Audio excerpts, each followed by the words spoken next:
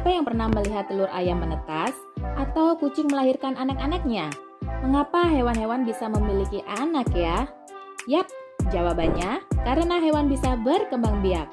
Bukan hanya hewan, tumbuhan juga berkembang biak. Perkembangbiakan ada yang generatif dan ada juga yang vegetatif.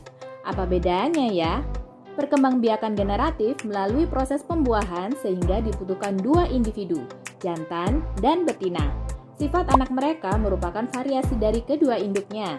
Sebaliknya, perkembangbiakan vegetatif tidak melalui pembuahan, sehingga cukup dengan satu individu. Sifat anaknya pun akan sama persis dengan induknya. Perkembangbiakan hewan secara vegetatif biasanya dilakukan oleh hewan yang berukuran kecil dan masih sederhana. Contohnya, sel amuba membelah diri menjadi dua sel amuba. Cacing pipih memotong tubuhnya menjadi beberapa fragmen. Dari tiap fragmen akan tumbuh cacing baru. Tunas hydra akan tumbuh pada bagian tubuh induknya. Setelah bisa mandiri, tunas akan lepas dan tumbuh menjadi hydra baru. Perkembangbiakan hewan secara generatif diawali dengan pembuahan, yaitu meleburnya sperma dari jantan dengan sel telur dari betina. Setelah pembuahan, akan terbentuk zigot yang akan tumbuh menjadi embrio. Hewan kemudian dikelompokkan menjadi ovipar, vivipar, dan ovovivipar. Hewan ovipar berkembang biak dengan cara bertelur. Embrionya akan tumbuh di dalam telur.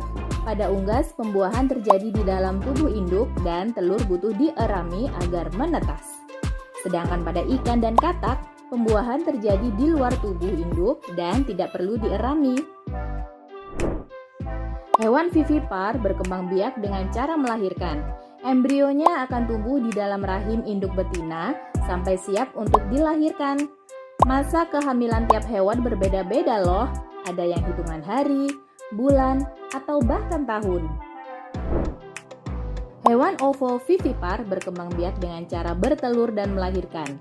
Maksudnya gimana ya? Jadi, embrio hewan ini akan berkembang di dalam telur sama seperti ovipar. Tapi, telur tersebut akan menetas di dalam tubuh induknya. Setelah itu, anaknya dilahirkan. Contohnya pada kadal dan beberapa jenis ular. Tumbuhan juga berkembang biak dengan cara vegetatif dan generatif. Vegetatif pada tumbuhan dibagi lagi menjadi vegetatif alami dan vegetatif buatan. Bedanya, vegetatif alami terjadi secara alami tanpa bantuan manusia. Sebaliknya, vegetatif buatan perlu bantuan dari manusia. Contoh vegetatif alami adalah spora pada tumbuhan paku dan lumut, rizoma atau akar tinggal pada jahe dan kunyit, umbi lapis pada bawang merah dan bawang putih, dan umbi batang pada kentang dan ubi jalar. Selanjutnya, umbi akar pada lobak dan wortel, tunas pada pohon bambu dan pisang, tunas adventif pada daun cocor bebek dan tunas dari akar pada pohon cemara, geragi atau stolon pada stroberi dan rumput teki. Contoh vegetatif buatan, mencangkok, artinya membuat akar baru pada batang yang dibungkus dengan tanah.